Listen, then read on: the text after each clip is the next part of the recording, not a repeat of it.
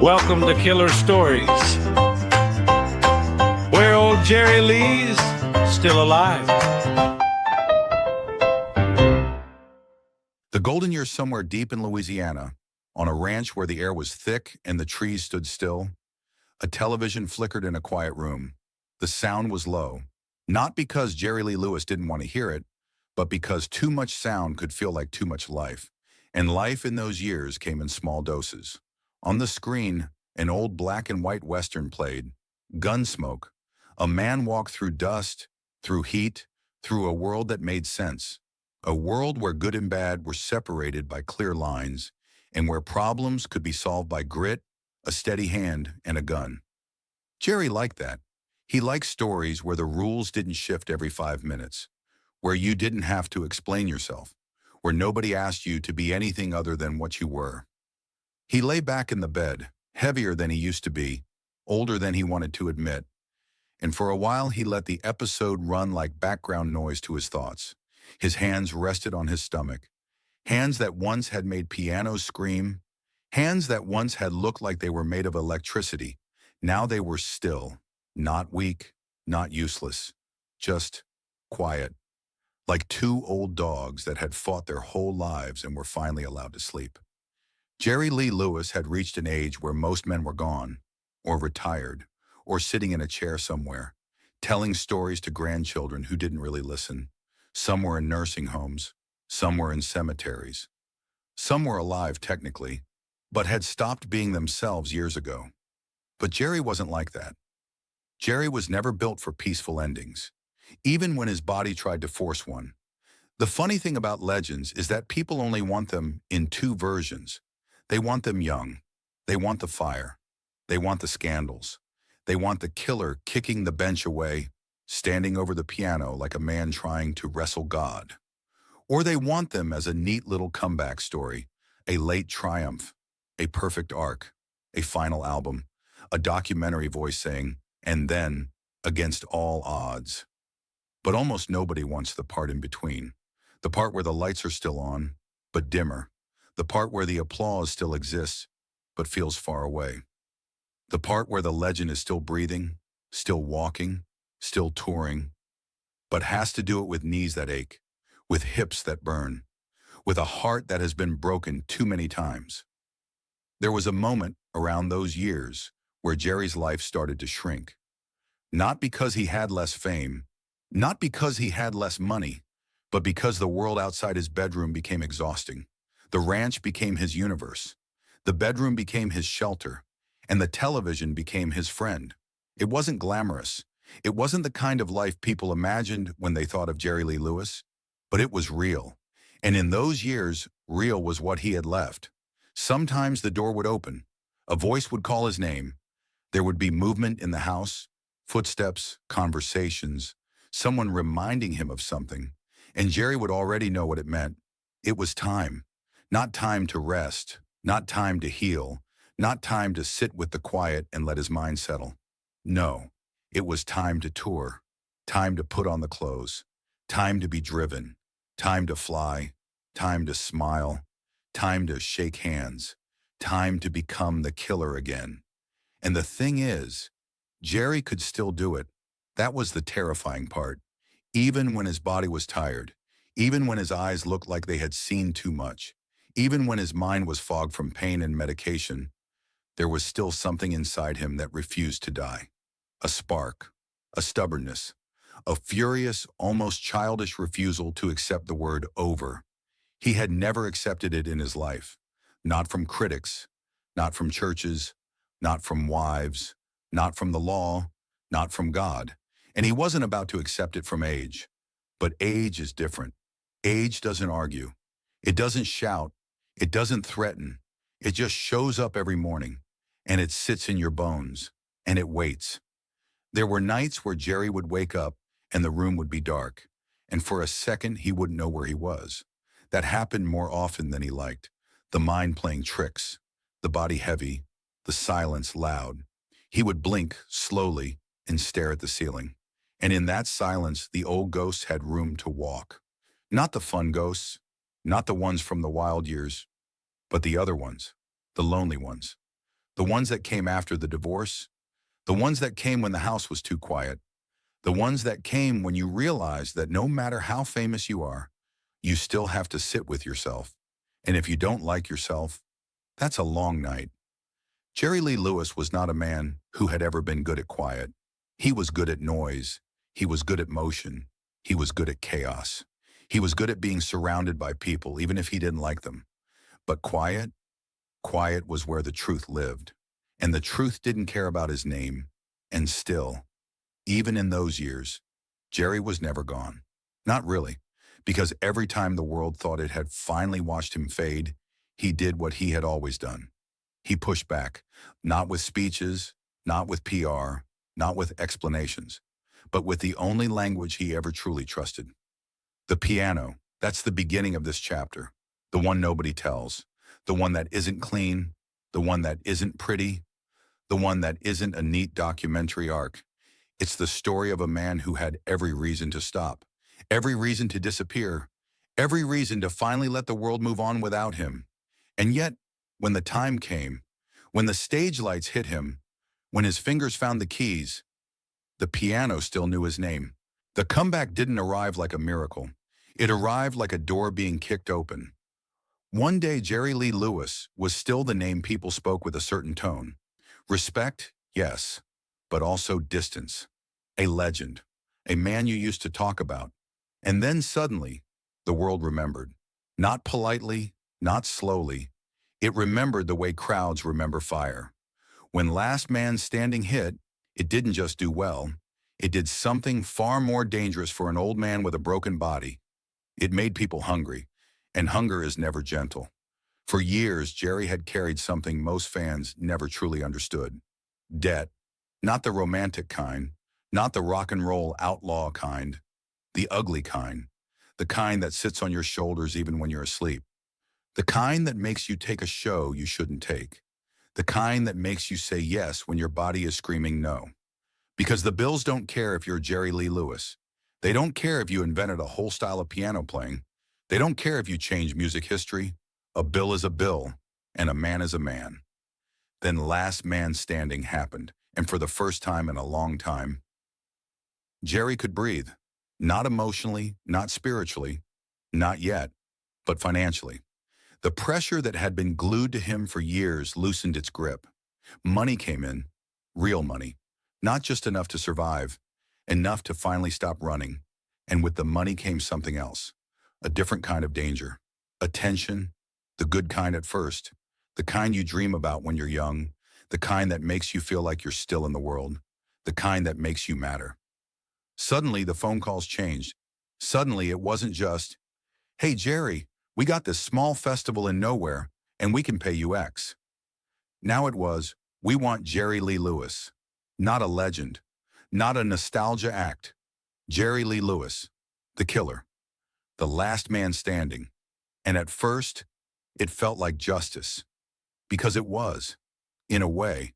The world had taken a lot from him, sometimes by accident, sometimes by cruelty, sometimes because Jerry himself had lit the match and then stood in the flames. But the result was always the same. Loss. Loss of control, loss of love, loss of peace, loss of time. Now, for the first time in years, something was being returned. Recognition, a seat at the table, a sense that the story wasn't over, that the world hadn't simply moved on and left him behind. But here's the thing nobody tells you about comebacks. A comeback isn't a warm hug, it's a demand. It's the world pointing at you and saying, "Do it again." And Jerry, being Jerry, couldn't resist that, because deep inside him, there was still that same old boy from Faraday, the one who didn't want to be loved quietly. He wanted to be loved loudly. The irony was cruel. The very thing that saved him was also the thing that started to kill him. Because Last Man Standing didn't just open doors, it opened floodgates. And behind those gates was a schedule that belonged to a 35-year-old man, not to a man who had lived like Jerry Lee Lewis, not to a man whose body had been used, abused, patched up, broken again, and dragged through decades of excess. And suddenly the machine started. The touring machine, the traveling, the airports, the hotels, the endless waiting, The endless hurry up and wait, the endless small talk, the endless pressure. Fans imagine touring like a glamorous film, a limousine, a stage, a spotlight, a dressing room, a drink, a roar of applause, a grand exit. But for an old man, touring is something else. It's pain in the morning. It's stiffness you can't stretch away. It's waking up in a hotel room and needing a full minute just to remember what city you're in. It's not sleeping properly, it's eating badly. It's sitting in cars too long. It's walking through airports like your bones are filled with glass. And Jerry had never been a man who took care of himself. Not because he didn't know how, but because he didn't want to. Jerry had always lived like the future was somebody else's problem. Now the future had arrived, and it was collecting interest. The people around him saw the success and thought, this is it. This is the second peak. And in their minds, that meant only one thing: more. More shows, more flights, more interviews, more festivals, more appearances, more money, more headlines. But Jerry wasn't a product, he was a person, and a person has limits. Even Jerry Lee Lewis, especially Jerry Lee Lewis. Because behind the scenes, the reality was darker than most people wanted to admit. By 2007, Jerry was not a healthy man, not in any sense of the word. His body was battered by decades of living hard. His heart had been through too many storms. And his mind had been through loneliness that no applause could fix. The divorce in 2005 had left a silence behind. Not just the silence of an empty house, but the silence of someone who had been deeply, painfully used to chaos. And then suddenly, nothing. And doctors. God. The doctors. Somewhere along the line, the solution to Jerry Lee Lewis became simple. Too simple. They treated him like a problem that needed to be quiet, like a storm that needed to be sedated. And so they did what modern medicine often does when it meets a complicated human being. They stuffed him with pills, not to heal him, to manage him, to keep him functioning, to keep him calm, to keep him stable. But stability is a strange thing when it's built on sedation, because you don't just numb pain, you numb joy, you numb energy, you numb personality, you numb the very thing that made Jerry Lee Lewis, Jerry Lee Lewis. And for a while it worked, in the sense that he didn't explode, in the sense that he could be moved from place to place, in the sense that the machine kept running. But inside that body, something was fading. There was another shift too, a turning point most people never talk about. And it wasn't about fame, it wasn't about money, it wasn't about the audience, it was about chemistry. Around the turn of 2004 to 2005, Jerry made a decision. Not because he wanted to, because he had to. For the first time in his long career, he had to permanently stop taking the uppers he had relied on before shows. The stuff that had always been there, the secret fuel, the dirty little engine that helped him override pain, exhaustion, and age. For decades, it had been part of the ritual. Not always talked about, not always admitted, but real. And when that stopped, his body changed, fast.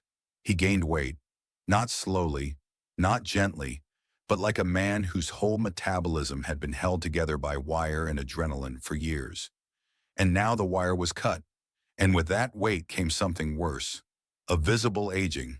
Not just he looks older, but the kind of aging where the body suddenly gives up pretending, where the years show up all at once, where the face looks heavier, the eyes look tired, and the posture changes. The killer, still alive, still present. But the shell was different, and that's where the golden years begin. Not with a triumphant stage entrance, but with a quiet man in a bedroom, watching Gunsmoke, waiting. Waiting for the next tour, waiting for the next obligation, waiting for the next moment where he had to become Jerry Lee Lewis again. Even if deep down he just wanted to be Jerry. And that's the curse part, because the blessing was real. The comeback gave him money. It gave him relevance. It gave him a second peak. It gave him his name back. But it also chained him to airports, to schedules, to expectations, to people who needed the killer. not the man. And the most tragic part? Jerry himself couldn't stop, because the killer wasn't just a brand, it was his identity. And the moment you take that away from a man like him, you don't free him, you destroy him. So he kept going, because he always had. Because stopping would mean admitting something he had never admitted in his entire life, that he was tired. And Jerry Lee Lewis was not built to say that word. There is a version of Jerry Lee Lewis that the world loves, the version in a spotlight, the version in a sharp suit, the version with the wild grin, the crooked confidence, the dangerous charm, the version who could sit down at a piano and make it sound like the instrument itself was afraid of him. That version was real, but it wasn't the whole truth, because in the years after Last Man Standing, there was another version of Jerry, a quieter one, a heavier one, a lonely one, a version you could only see if you were close enough to the house, close enough to the ranch, close enough to the silence. The strange thing about legends is that people assume they live inside their legend, as if a man like Jerry Lee Lewis must wake up every morning with music in his veins and fire in his chest, as if he must always be ready, always be hungry, always be the killer. But in 2006 and 2007, Jerry didn't wake up hungry. He woke up tired. His body had reached the stage where it didn't just hurt sometimes. It hurt as a default. Pain had become part of the weather, the kind you don't even complain about anymore, because it's pointless. The kind you accept the way you accept gravity. And the doctors, again, did what doctors often do when they meet a complicated man. They medicated the symptoms, not the soul. The prescriptions piled up, some for pain, some for nerves, some for sleep, some for mood, some for inflammation, some for the side effects of the other ones. And the result was a Jerry Lee Lewis who at times looked like he was still there, but sounded like he was speaking from underwater. There is a certain kind of tragedy in that, because Jerry was never a soft man. He was never fragile in the way people like to imagine fragile artists. Jerry was the opposite, a man who could survive things that would have broken most people. But the thing that wore him down wasn't one big disaster. It was accumulation. Years stacked on years. Excess stacked on excess. Loss stacked on loss. And the loneliness. God, the loneliness. After the divorce in 2005, the house wasn't just quiet. It was empty in the wrong way. Not peaceful, not restful. Empty like a stage after the audience has gone home. Still full of echoes. So Jerry did what a lot of older men do when they don't know what to do with their own thoughts. He retreated. Not into a bottle this time, not into a fight, not into another woman. He retreated into routine, gunsmoke, old episodes, the same familiar voices, the same predictable stories, the same comfort of knowing exactly what would happen. Because when the body hurts, and the mind is tired, and the heart is bruised, predictability becomes a drug. A gentle one, a safe one. So Jerry lay in the bedroom, not because he was lazy, not because he didn't care, but because his body demanded it, and because his mind didn't know where else to go. And then suddenly, 2008, the return of the left hand. If you want to understand what made Jerry Lee Lewis so terrifying when he was at his best, you have to understand one thing. It was never just speed, it was never just volume. It was never just swagger, it was the left hand. That left hand was the engine. A bass line so heavy it could carry the whole band. A pulse so steady it didn't need drums. A rhythm so sharp it could cut through any room, any stage, any era. And for a while in 2006 and 2007, that left hand had become cautious. Still brilliant. Still unmistakably Jerry, but careful. Fans noticed it without always being able to describe it. They would say things like, "He's still great, of course. He's still Jerry. But something feels different." And it did. Because when Jerry Lee Lewis was not fully alive on the piano, it wasn't because he didn't know what to play. It was because his body didn't always let him be who he was. So by the time 2008 came around, most people had lowered their expectations. Not out of disrespect, out of realism. They had seen the weight, they had seen the tired eyes, they had seen the medicated slowness, they had seen the shows where the magic still appeared, but only in short flashes. And then the European tour was announced, and the fans reacted the way they always did, with hope, with excitement, and with a quiet fear they didn't want to admit.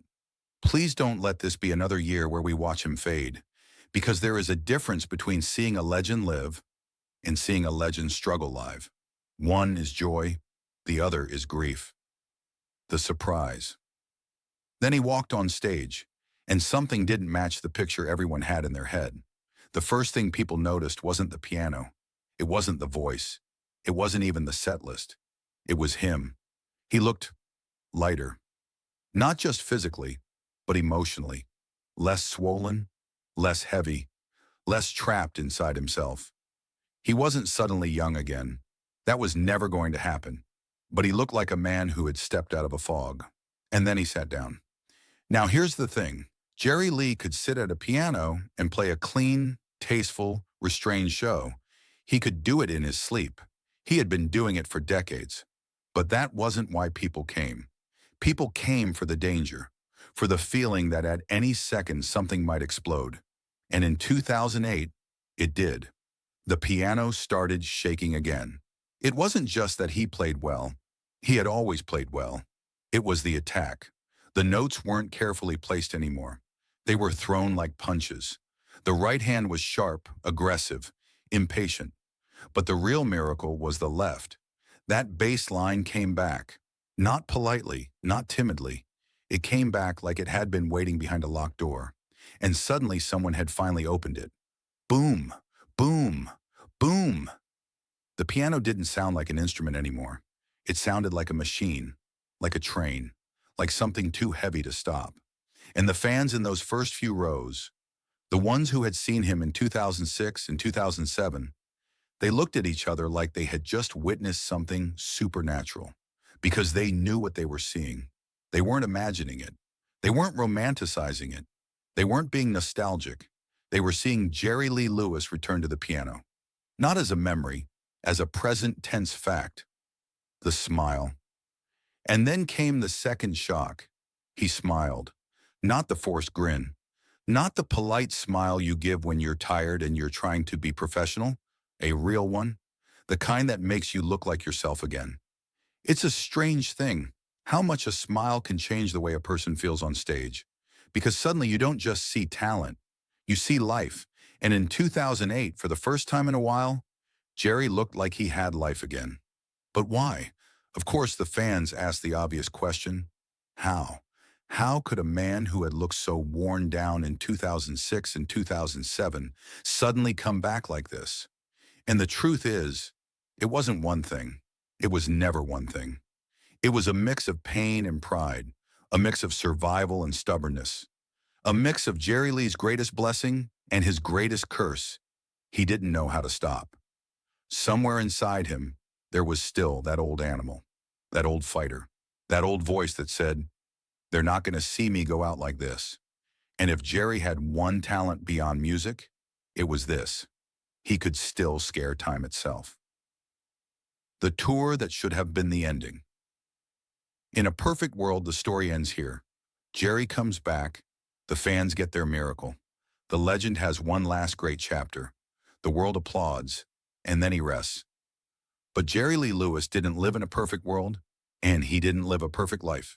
Because when the comeback happened, the machine started turning faster. Promoters saw it, agents saw it, the industry saw it. They didn't see a tired old man who had pushed himself too far. They saw a product that had value again. They saw money. They saw opportunity. And Jerry himself. Jerry didn't say no, not because he wanted greed, but because he had spent his whole life paying for the consequences of his own chaos. Even after Last Man Standing had brought him money, security, and a kind of late recognition, there were still responsibilities. There were still people who depended on him. There were still bills. There were still obligations. And Jerry had always been a man who, even when he was selfish, still carried a strange sense of duty. Not duty in the noble, heroic way, but in the gritty, working-class way.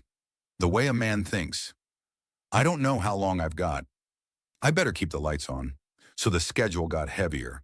More shows, less rest, more travel, less recovery. And the curse of the comeback is this. When you prove you still can, the world demands you do it again, and again, and again. The beginning of the next problem.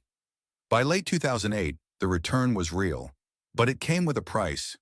Because Jerry was not just playing concerts, he was also stepping back into the studio.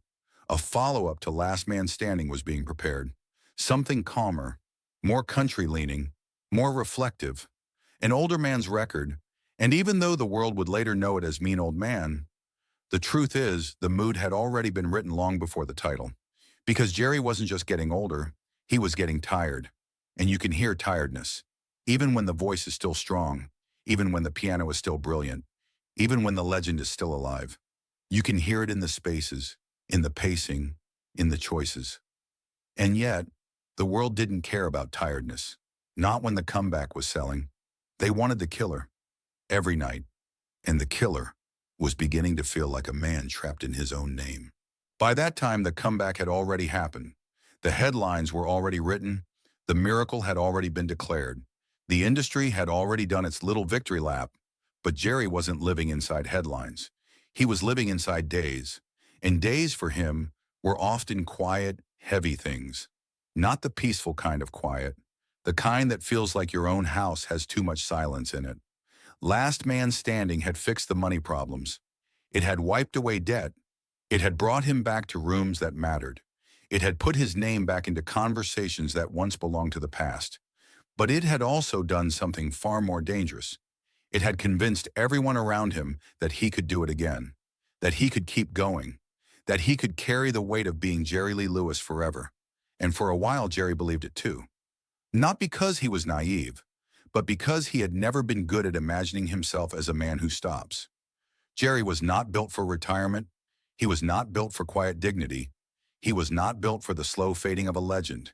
He was built for motion, even if motion was killing him. In those years, his career was largely being steered by his daughter, Phoebe. And it is important to say this with the kind of honesty that doesn't turn into cruelty. Phoebe was not a seasoned industry shark. She wasn't the kind of manager who grew up inside boardrooms and contracts and labels. She was something else. She was a daughter trying to keep her father alive, relevant, respected, and protected. And for someone who had never been trained for the role, she did what most people could never do. She carried it. She carried the schedules. She carried the calls. She carried the decisions. She carried the responsibility of a name that was bigger than most careers in music history. But there is a cruel irony in that kind of devotion, because love can keep you moving, but love doesn't always know when to stop. A professional manager might have looked at Jerry's body in 2007 and said, "We need fewer shows. We need longer breaks. We need a structure that protects him." A daughter looks at her father and says, "If I slow down, he loses momentum. If he loses momentum, the world forgets him again." And forgetting, for Jerry, had always been a kind of death. So the wheels kept turning. The touring continued. And in between the tours, something else was happening. There was talk of a follow-up album, a second chapter, a continuation. Not because Jerry needed to prove himself again. He already had. But because the industry is never satisfied with one miracle. It always wants a sequel. In 2007 and 2008, Jerry spent days in the studio again. Not the kind of sessions where a man walks in full of fire and the room catches it. These were different days, slower, more careful, more controlled. There was still talent in the room, still great musicians, still a producer who knew how to capture him. But the atmosphere was not the same as Last Man Standing. That album had felt like a moment that happened naturally, like the universe briefly aligned and allowed something honest to exist. The follow-up was different. Not bad, not at all, but different. It felt like a concept being repeated, a formula being used again. And the thing about formulas is this: they can still taste good, but they rarely taste like magic. The album would eventually be titled Mean Old Man, and it would carry Jerry in a quieter direction. Less swagger, more reflection, more country. A record that sounded like an older man sitting in a room with the lights low, not a wild animal breaking out of a cage. There were still moments where you could hear the killer. You could hear it in the way his voice still had that bite. even when it was tired. You could hear it in the way he still phrased lines like no one else on earth could phrase them. And when the record hit its best moments, it reminded you of something important. Jerry Lee Lewis did not need speed to be dangerous. Even slow he could cut.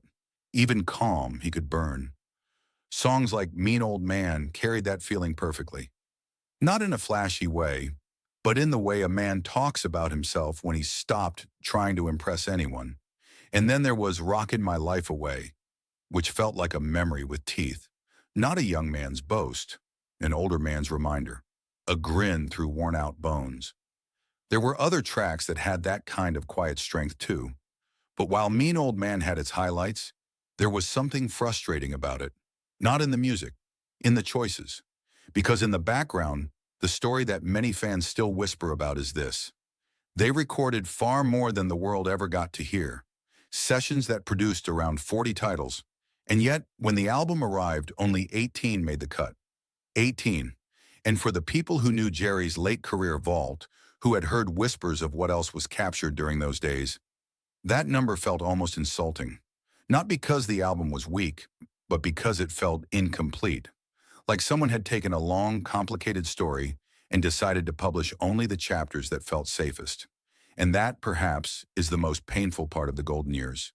Even when Jerry was still capable of brilliance, the world around him was often trying to package him, to shape him, to make him fit a narrative. And while all of this was happening, while the studio sessions were being finished and the tours were being booked, Jerry's health was quietly preparing the next betrayal. Because the body always collects its debts, and one day it demands payment. He got shingles, and it hit him hard. Not like a cold, not like fatigue. This was something uglier, something that doesn't just hurt you, it shakes you. His hands trembled. Not occasionally, not just on bad days. They trembled in a way that would terrify any pianist. And for Jerry Lee Lewis, a man whose entire identity was tied to the fact that he could make a piano sound like a living creature, this was not just illness. It was a threat, a personal insult from fate. And yet, even then, he did what he always did. He kept going. Because he was Jerry Lee Lewis. Because he was the killer. Because in his world, you didn't stop unless you were dead. And then, as if life had decided to take one more deliberate swing at him, the release arrived. Mean Old Man suddenly stood in the room like a door being kicked open while you're still half awake in bed, trying to remember what day it is, trying to remember who you even are. The album was finished. The promo was planned. The dates were set. And Jerry was sick. Not sick in the way people mean when they say, he's a little under the weather. Sick in the way where you can see it in a man's eyes even before he moves. Sick in the way where the body no longer feels like a reliable home. And still the machine started rolling. Because that's the strange, cold magic of the music business. Once the wheel is turning, it doesn't care if the person inside the wheel is bleeding. An album isn't just music. An album is a product. An album is a campaign. An album is a calendar. And that calendar doesn't care that the hands are trembling. It doesn't care that the nerves are on fire. It doesn't care that sleep has become something distant and fragile. It only cares that Thursday is the interview. Friday is TV. Saturday is the show. Sunday is the next flight. And Jerry Lee Lewis, in that moment, was not a man being protected. He was a man being scheduled. The cruel part is, Mean Old Man was not a bad record. It wasn't a collapse. It wasn't a weak attempt. It wasn't an embarrassment. It was still Jerry Lee Lewis. Still the voice that sounded like gravel and honey at the same time. Still the phrasing that could make a simple line feel like a confession. Still that sense of a man who had lived long enough to stop pretending.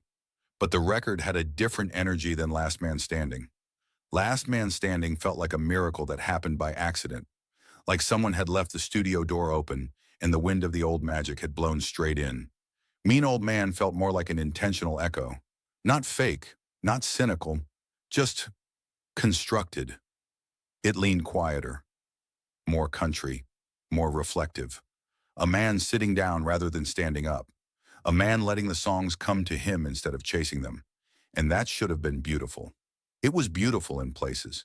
Because even on a day where Jerry Lee Lewis was only at 50%, his 50% was still better than most men's entire careers. And yet the timing couldn't have been worse. Because the world doesn't listen fairly. The world doesn't sit down and say, let's judge this man by the weight of his life. The world sees the trembling hands, the slower walk, the tired eyes, and it starts speaking in past tense. Not, he is, but he was. And that is a brutal thing to do to someone who is still alive. It's a brutal thing to do to someone who is still trying. The shingles didn't just hurt him physically. They attacked the one thing that made Jerry Lee, the hands. The hands that had always been a weapon, a statement, a threat, a celebration, a storm. Now they were shaking. Not the showman shake, not the theatrical shake, the involuntary kind. The kind that humiliates you in private long before it ever humiliates you in public. For a pianist, it's not just pain, it's identity theft. And still, Jerry did what he always did. He kept going. Because stopping would mean admitting something out loud that he had never been able to admit. That he was human. That he had limits. That the killer could be wounded. So the promo happened. TV appearances came and went like flashes of light. The View, Fallon, other shows. And the performances, they weren't disasters. They weren't. But they were not the sharp, dangerous, effortless Jerry Lee Lewis of a few years earlier either. They were the performances of a man fighting his own body in real time. And you could feel it. You could hear it in the way he approached the piano, like it was no longer an extension of his arms, but something he had to negotiate with. You could see it in the way he carried himself. Not defeated, but careful. And Jerry Lee Lewis was never supposed to be careful. He was supposed to be reckless. He was supposed to be the man who played like he was throwing furniture across the room. But now, he was holding on. And the saddest part is that the record itself deserved better than that. Mean Old Man deserved a world where Jerry could have promoted it from a place of strength. Because if this album had come out 1 year earlier, the conversation would have been, can you believe he's still this good? Instead, the conversation became, can you believe he's still here? And those are two very different kinds of admiration. One is respect. The other is pity disguised as applause. But here's the twist. Here's the part that almost no one expects. Despite the timing, despite the sickness, despite the performances that weren't what they used to be, Mean Old Man still succeeded, not in a small way, in a career-defining way. It became the most successful album of his entire life. Let that sink in for a second. Jerry Lee Lewis, a man who had been famous since the 1950s, a man who had set the world on fire before most modern artists' grandparents were even born, had his biggest album this late. Not when he was young, not when he was fast, not when he was beautiful, but when he was older, heavier, worn down, medicated, in pain, when he looked like the kind of man the industry usually forgets. And it worked, because there was something about the title, Mean Old Man, that fit him like a suit. It wasn't just a name, it was a summary, a lifetime of stubbornness, a lifetime of surviving himself, a lifetime of not going away. And the audience responded. They didn't respond because he was perfect. They responded because he was real. And because in a world full of plastic, the sight of something authentic is still powerful. Even when it's cracked, even when it's shaking, even when it's tired. And for a moment, it almost felt like the story was going to end there. Not with tragedy, but with something quiet and strange. Victory. A late victory. The kind you don't celebrate with champagne. The kind you celebrate by simply sitting down, breathing, and realizing, I made it. But Jerry didn't sit down. Not yet. Because right around that same time, something else happened. Something that wasn't about music. Something that wasn't about charts. Something that wasn't about legacy. Phoebe stepped away. And if you understand what Phoebe had been to him in those years, you understand what that meant. She wasn't just his daughter. She wasn't just his manager. She was his last line of defense between Jerry and the world. And for years, she carried that weight.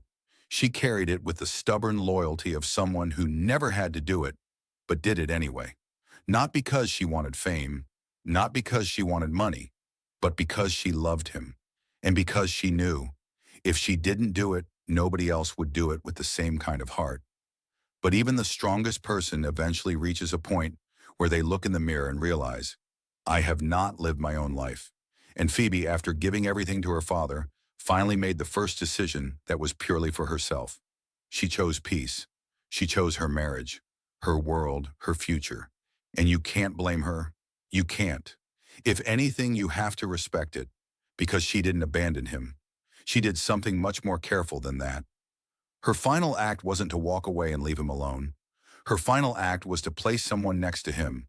Someone warm, someone steady, someone who wasn't there for the killer, someone who might actually see Jerry, Judith Brown. And in that decision, Phoebe unknowingly did something that would change the final chapter of Jerry Lee Lewis's life. Because for the first time in a long time, a different kind of story was about to begin. Judith didn't arrive like a savior. She didn't walk onto the ranch with dramatic music behind her, like some movie character stepping into frame to fix a broken legend. She arrived like real people arrive. Quietly, normally, almost awkwardly. Just a woman with a job, a responsibility, and a human being in front of her who happened to be one of the most famous men in music history. But here's the thing. Judith didn't treat him like a famous man, and Jerry noticed that immediately, because Jerry Lee Lewis had spent his entire life being handled. Handled by managers, handled by wives, handled by doctors, handled by promoters, handled by hangers-on. Even the people who loved him often loved him in a way that still revolved around the myth, the killer, the legend, the man who was supposed to be bigger than life. But Judith, she wasn't impressed, not in the cold way, not in the disrespectful way, in the healthiest way. She wasn't there to worship. She wasn't there to fear him. She wasn't there to control him. She was there to take care of a man. And that is a completely different energy. Jerry at that point had been alone in a way that only very few people ever experience. Not single alone, not lonely on a Sunday alone, but that deeper kind of loneliness where you're surrounded by people and still feel like nobody is actually with you. The kind of loneliness where your home feels like a hotel room you've stayed in for too long. The kind where the TV is always on, not because you're watching, but because silence starts to feel like a threat. And Jerry filled that silence the same way he always did, with Gunsmoke, the old episodes running like a loop, the same familiar voices, the same predictable stories, the same dusty towns where problems were simple and endings were clean. It was comfort. It was also escape. Because real life was not clean. Real life was medication schedules, pain, and exhaustion. Real life was a body that had betrayed him.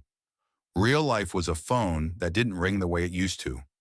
Real life was a man who had given the world everything, sitting in a bedroom, overweight, sedated and half lost in his own head. And then Judith was just there, in the house, in the rhythm, in the mornings, in the evenings. And slowly something changed. Not dramatically, not overnight, but in the way seasons change. One day you realize the air is different. One day you realize you're not bracing for the day anymore. One day you realize you laughed, and you didn't even notice you were doing it. Judith didn't come with a plan to fix Jerry Lee Lewis. She came with something far more powerful: consistency. And for a man like Jerry, consistency was almost alien. Jerry Lee Lewis was used to chaos. He was born into it, raised in it, built his career on it, and survived it by becoming even more chaotic than the chaos itself. But chaos, after a lifetime, stops being exciting. It becomes exhausting. And Jerry was exhausted. Judith began doing something that sounds simple, but for Jerry was revolutionary. She treated his health like it mattered more than his schedule. That alone is a sentence that says everything. Because for decades, Jerry's health had always been secondary, even to people who loved him, especially to people who profited from him. The show came first, always. If you were in pain, you took something. If you were sick, you took something. If you were tired, you took something. If you were depressed, you took something. If you were shaking, you took something. And if the something made you worse long-term, doesn't matter. You just needed to get through tonight. Judith looked at that whole cycle and said, in her own way, no, not anymore. She didn't fight him. She didn't lecture him. She didn't try to dominate him. She just started removing the poison, slowly, methodically, and she made it clear that her loyalty was not to the brand. Her loyalty was to the person, and Jerry responded to that in the only way a man like him could. At first with suspicion, because when you've been used by enough people, kindness feels like a trick. You wait for the catch. You wait for the moment where the other person asks for something. You wait for the price, but the price never came. Judith didn't ask him to be the killer. She didn't ask him to be entertaining. She didn't ask him to be productive. She didn't ask him to prove anything. She just sat with him, sometimes for hours, sometimes in silence, sometimes talking about nothing. Not about music, not about career, not about interviews, not about legacy. Just two people talking. Two lives that had both been through things. Two people who in different ways understood survival. And this is where the story gets almost unfairly beautiful. Because Jerry Lee Lewis had always been loved in complicated ways. Loved with conditions, loved with fear, loved with admiration, loved with anger, loved with disappointment. But this kind of love, this kind of care, this was different. This was not romance in the young, reckless sense. It wasn't fireworks. It wasn't obsession. It was something deeper. It was companionship. It was someone seeing him fully in the ugliest years and still staying. And you could almost feel Jerry's body responding to that. The weight began to drop, not because he suddenly decided to be healthy, but because he was no longer being drugged into a fog, because someone was actually paying attention, because someone cared enough to do the boring work, because someone was there when the TV went off, because someone was there when the night got long, and then, without anyone announcing it, without anyone putting a headline on it, Jerry Lee Lewis started to look like Jerry Lee Lewis again. The clothes changed, not all at once, but gradually. The sloppy shirts began disappearing. The suits returned. The hair looked sharper. The posture changed. He wasn't suddenly 25, but he was no longer a man collapsing. He was a man standing, and that alone would have been enough. That alone would have been a happy ending. Because for a while it looked like the story was going to fade out quietly. A legendary man, finally resting, finally safe, finally cared for. But Jerry Lee Lewis wasn't built for quiet endings. And somewhere in that new health, in that new happiness, in that new stability, a familiar itch returned. Not the itch for money, not the itch for attention, but the itch for one last moment of truth. One last night where he could walk out, sit down, and remind the world, I'm still the killer. Not because I have to be, because I want to be. And that moment was waiting for him in the one place where it had always made the most sense. Memphis, the Beale Street Music Festival, home turf, the air thick with heat, history, and expectation. A crowd that didn't come to politely clap, a crowd that came to witness. And Jerry, for the first time in a long time, wasn't walking into that moment as a tired man being dragged forward. He was walking into it like someone who had something to say, like someone who had found his fire again. And when the band started, and Kenny Lovelace finished his song, and the announcement finally came, ladies and gentlemen, here comes the one and only, the last man standing, the killer, Jerry Lee Lewis. The crowd erupted, and nobody there knew what was about to happen. Not really, because they had seen him struggle. They had seen the shaky years. They had seen the slow hands. They had seen the tired eyes. They expected nostalgia. They expected a legend doing his best. They expected respect. They did not expect danger. But Jerry didn't walk on stage to be respected. He walked on stage to be remembered. And the second his hands hit the keys, it was clear. This wasn't a man playing because he had to. This was a man playing like he had been waiting for this moment for years. The piano didn't sound polite. It sounded alive. The left hand was back. That unmistakable bass line, driving like an engine. The rhythm had teeth again. The phrasing wasn't careful. It was arrogant. It was Jerry. And as the set unfolded, song by song, something strange happened in that crowd. People stopped watching like fans. They started watching like witnesses, because you could see it in real time. A man shedding years. a man shedding pain, a man shedding the last of the fog, and what stood there was not a relic, not a memory, not a former great.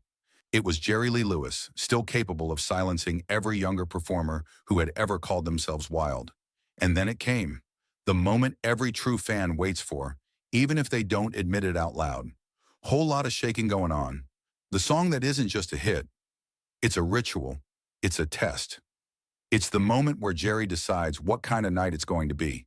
And this night, Jerry decided, because he didn't just play it, he attacked it.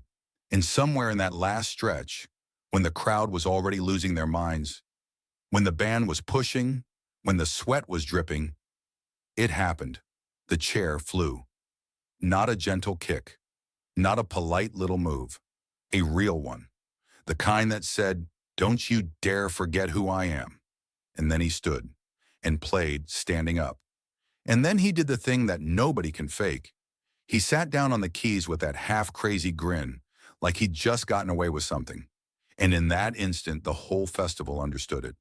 Memphis understood it. The world was about to understand it.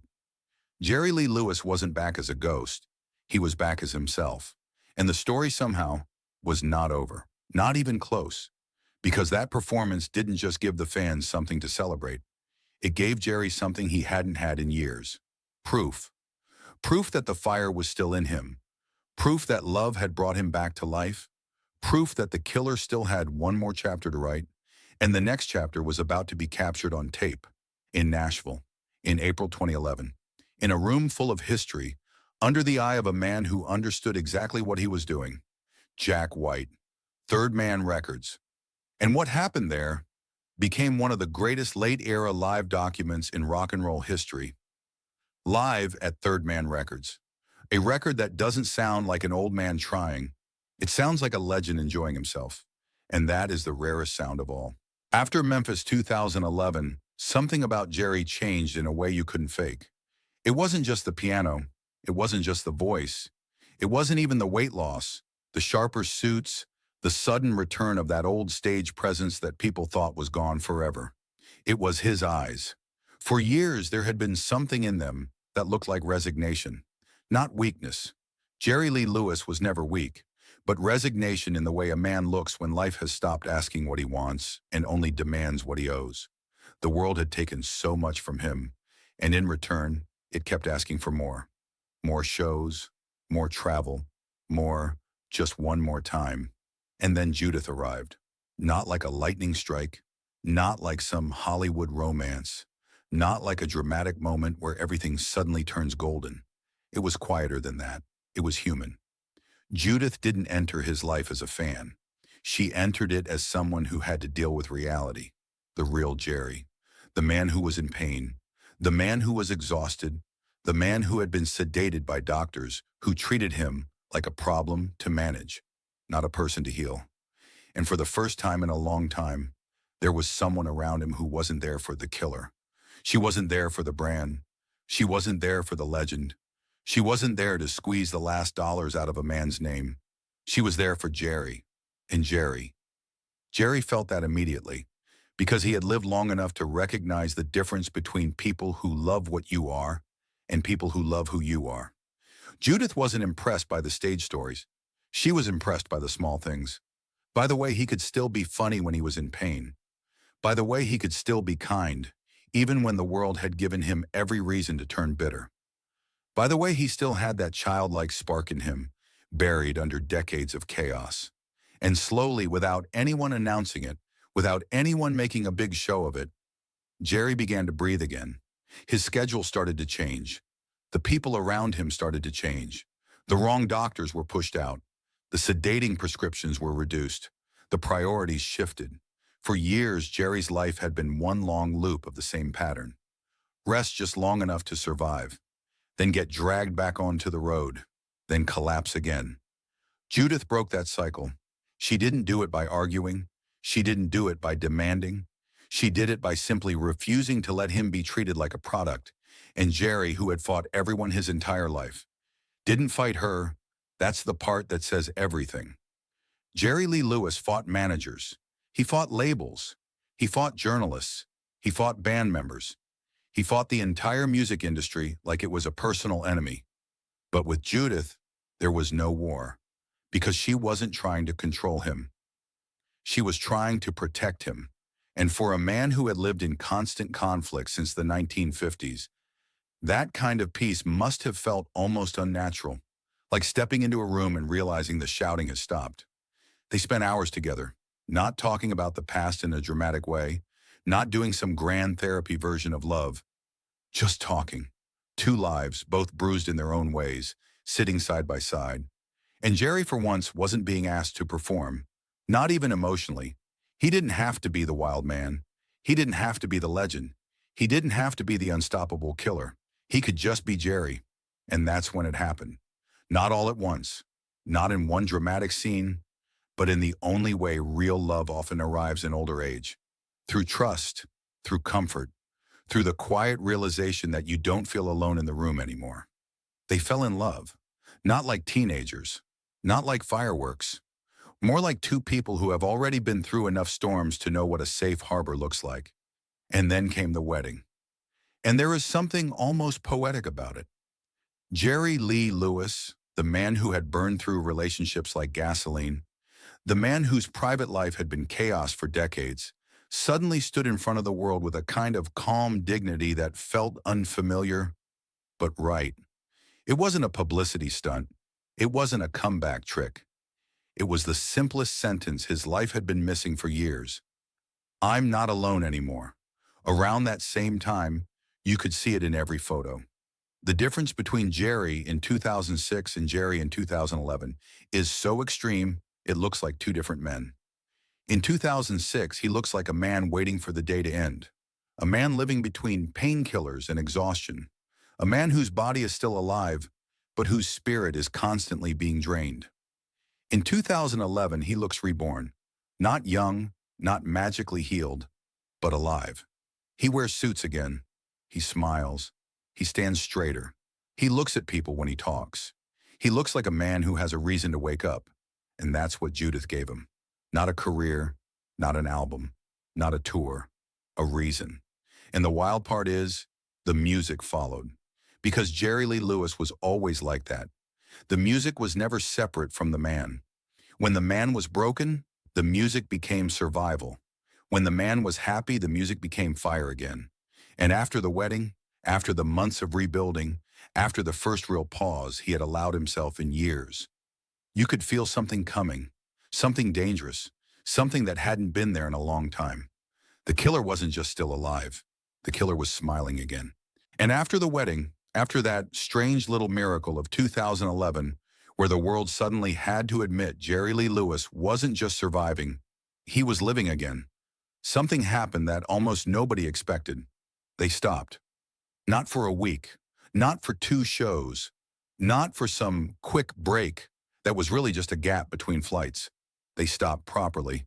And for Jerry Lee Lewis, that was almost unnatural. Because Jerry had never been a man who knew how to rest. He knew how to collapse. He knew how to disappear. He knew how to wake up in pain and push himself through another night. But rest, real rest, the kind where your body is allowed to heal without guilt, that wasn't something Jerry had ever learned. For decades, the pattern had always been the same. If he wasn't on stage, he was falling apart. And if he was falling apart, the solution was always the same. Get him back on stage. Touring wasn't just his job. It was his identity. It was his proof of existence. It was his way of telling the world and himself that he was still the killer. So when the pause came after the Third Man Records performance, it didn't feel like a break. It felt like a gamble. Because at Jerry's age, every pause carried the same fear. What if you don't come back? And yet this time, Judith insisted, not because she wanted to control him, not because she didn't understand the music, but because she understood something that everyone else had conveniently ignored for years. Jerry Lee Lewis wasn't just an artist. He was an 80-year-old man with a lifetime of damage inside him. And the stage didn't magically erase that. If anything, it made it worse. There were surgeries coming. His knee, his hip, parts of his body that had been punished for decades, not just by touring, not just by the physical chaos of rock and roll, but by years of living the way Jerry lived. Hard, fast, careless, relentless. For most of his career, Jerry's answer to pain had been denial, or medication, or sheer stubbornness. But now there was finally someone in his life who wasn't impressed by stubbornness. Judith wasn't impressed by the myth of the unstoppable killer. She didn't want the myth. She wanted the man to live. And that meant doing something that, to Jerry, probably felt humiliating. Sitting still, letting doctors cut into him, letting time pass without applause, letting the world forget about him for a while. Because if there's one thing Jerry Lee Lewis always feared, it wasn't death, it was irrelevance. So the pause was dangerous, not because he couldn't handle boredom, but because he had lived long enough to know that the world moves on quickly, and when it moves on, it doesn't always come back. But Jerry came back. Of course he did, because if there is one thing that man proved again and again, it's that he didn't know how to stay down. In 2012, he returned at the Blues Music Awards in Memphis, and it wasn't some giant, overproduced comeback. No fireworks, no cinematic moment. Just Jerry, back in his city, back in the air that had shaped him. Memphis, a place that doesn't care about your reputation because it has seen everything. A place that doesn't worship legends because it has created too many of them. And that's exactly why it mattered. Because Memphis doesn't clap for nostalgia. Memphis claps when you still have it. And when Jerry walked in, you could feel something in the room shift. Not excitement, not hype, recognition. Like the air itself was saying, oh, he's really here.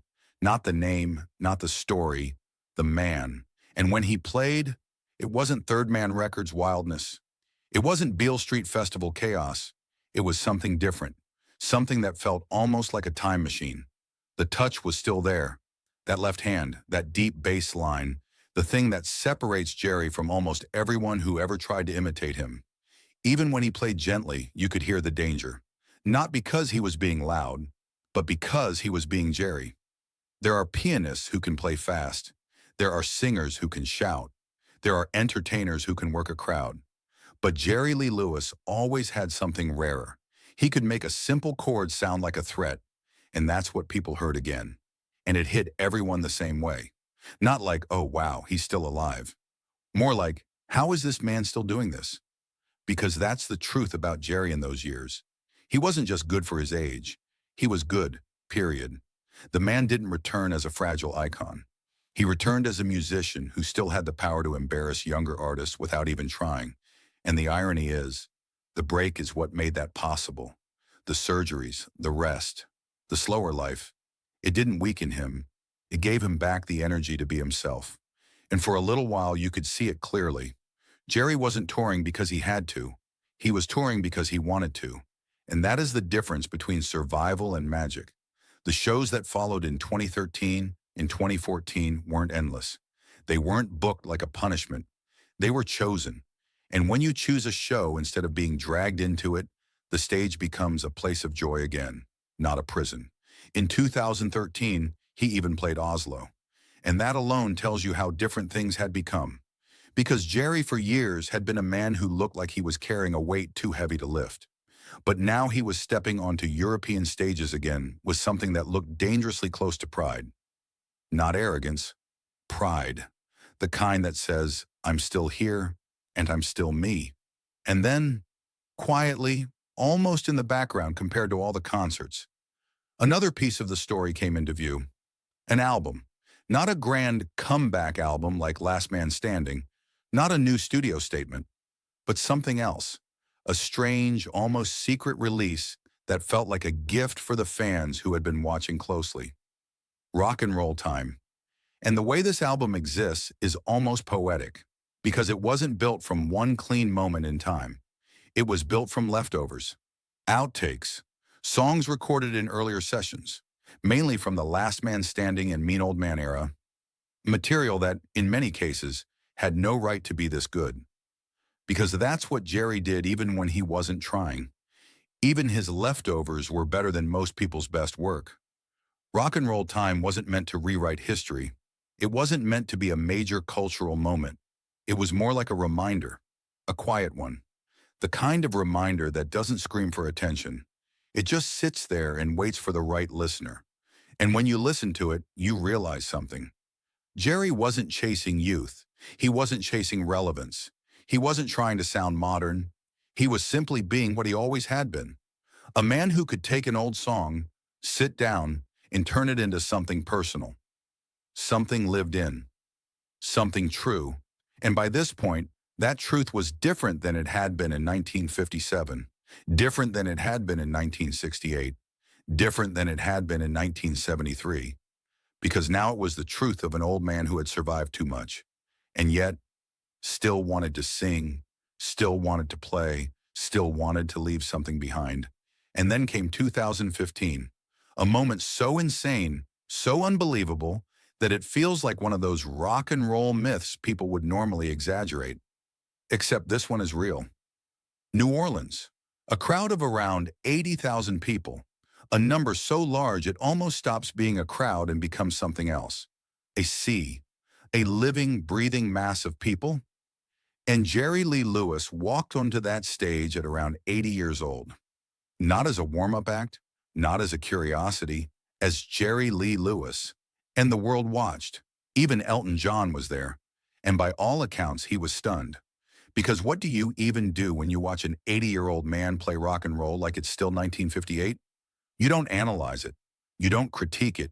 You just sit there, half laughing, half speechless, because it doesn't make sense. And that's what Jerry did in those years. He didn't make sense. He shouldn't have been that good. He shouldn't have been that alive. He shouldn't have been that powerful. But he was. Because Jerry Lee Lewis wasn't built like other people. Most men grow old by slowly letting go. Jerry grew old by refusing. And for a while, Judith's presence made that refusal healthy. Not self-destructive, not desperate, just stubborn in the best possible way. And the years kept moving. More shows. Not too many, but enough. Enough to keep the flame alive. Enough to remind the world that the killer wasn't just a story you tell. He was still walking around out there, still sitting at the piano, still laughing, still dangerous. And then, Skyville, a tribute, a celebration, and Jerry showed up. Not because he needed publicity, not because he needed validation, but because deep down, he always loved the idea of being honored. He loved being seen. He loved being treated like the giant he knew he was. And Skyville wasn't about scandal. It wasn't about controversy. It was about respect. It was about the music. And Jerry in that setting looked happy. Not performer happy. Not I'm doing my job happy. But genuinely happy. Because he was surrounded by musicians. By people who understood what he had done. What he had invented. What he had survived. And then came 2018. One of the strangest and most satisfying chapters of the entire late career story. Chicago, Riot Fest, a festival crowd that on paper made no sense for Jerry Lee Lewis. A lineup built for a different world, a younger world, a louder world, a world where most people in the crowd weren't even born when Jerry was already famous. And yet, he was the headliner, and not as a gimmick, as a statement. And the reason it mattered is simple. Because when Jerry walked out, it wasn't polite applause. It wasn't respect for an old legend. It was real excitement. They wanted him. They didn't just tolerate him. They celebrated him. And Jerry could feel it. You could see it in his face. He looked like a man who had just been given a gift. Because there is something deeply satisfying about being 80+ years old and still walking into a crowd of young people who lose their minds for you. Not because you're retro, not because you're cute, but because you're good, because you're the original, because you're Jerry Lee Lewis. And that night, he looked almost proud in a way that felt innocent, like a kid again, like Faraday again, like the young man who once believed he could conquer the world with 10 fingers and a bad attitude. And in that moment, you could almost forget how fragile the body was becoming. You could almost forget that time was catching up, because on stage, he still looked like he was winning. February 2019. It's one of those dates that doesn't just sit in the timeline of Jerry Lee Lewis' life. It changes the temperature of the whole story. Only a few days after a concert, Jerry suffered a stroke. And suddenly, the unstoppable force that had outlived scandal, addiction, pain, and time itself was brought to a full stop. The reports were harsh. He was paralyzed. His body, for the first time in his career, didn't negotiate. It simply refused. For any performer, this would have been the final curtain. For a pianist, it's something even worse. The fear that the one thing you are might be taken away. And for Jerry, the piano was never just an instrument. It was his language, his shield, his weapon, his proof that he was still alive. Recovery was slow, brutal, humbling. He had to learn how to walk again, not with swagger, not with the old killer confidence, but with a walker. And if you know Jerry Lee Lewis, you know how unreal that image feels. A man who once kicked the bench across the stage, now taking careful steps, fighting for balance, fighting for independence, fighting for the right to simply exist on his own terms. But he did it, because that stubbornness never left him. That refusal to accept an ending he didn't choose. And once again, there was one reason this story didn't turn into a tragedy. Judith. For years, the world had demanded the killer, the stage, the myth, the headlines, the wild man, the legend. Judith wanted Jerry, the man from Faraday, the human being behind the thunder. And in a strange way, the years after the stroke showed something fans had rarely seen. Not the performer, but the person. In small videos and rare appearances, Jerry didn't look angry. He didn't look bitter. He looked calm. Older, yes. Weaker, yes. But often smiling. Often peaceful. For the first time in a long time, the pressure was gone. No flights, no brutal schedules, no one more show.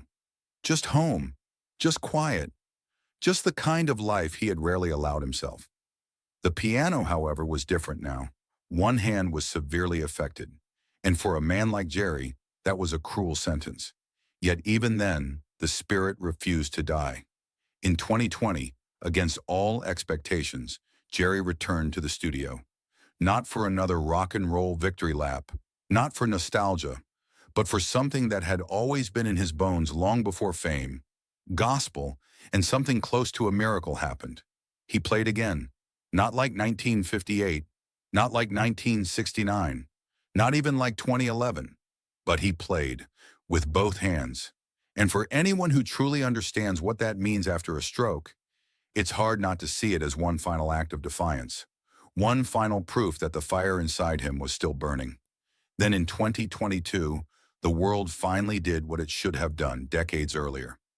Jerry Lee Lewis was inducted into the Country Music Hall of Fame, a recognition that felt overdue, but also deeply fitting, because no matter how loudly history tried to label him as only rock and roll, Jerry had always been country too, not just as a genre, but as a soul, church and sin, love and regret, the deep Southern truth of it. By then, Jerry knew the end was coming, and he wanted one last thing, something personal, something pure, an album with his cousin, Jimmy Swaggart. If you know their story, you know how poetic that is. The preacher and the wild man, the family bond, the shared roots. Two men shaped by the same Louisiana soil, both connected to the same gospel, even if one had spent a lifetime running from it. And in the final stretch, Jerry wasn't chasing hits anymore. He wasn't chasing applause. He was chasing closure. One last project, one last moment of music, one last chapter written in faith, not in chaos. And then, almost like the story wanted to end with a final blessing, one of the most moving details came out. Just days before Jerry passed, his lifelong friend Chris Christopherson personally brought him his Country Music Hall of Fame medal. A quiet moment, no show, no spectacle, just one legend bringing honor to another, face to face. A final confirmation that Jerry Lee Lewis was not just remembered, he was seen. And then, in October 2022, the world lost him. The killer was gone. But what he left behind was something bigger than the scandals, bigger than the myths, bigger than the headlines. He left behind a life that refused to fit into one category, a career that kept surviving its own endings. And in his final years, something even rarer than a comeback. He found peace, not because the world forgave him, not because the past disappeared, but because, for the first time in a long time, he wasn't living to prove anything. He was simply living. And maybe that's why this chapter matters so much. Because the golden years weren't golden because they were easy. They were golden because they were human. Because even after everything, Jerry Lee Lewis still managed to give the world one last miracle. Thanks for listening, and I'll see you in the next episode.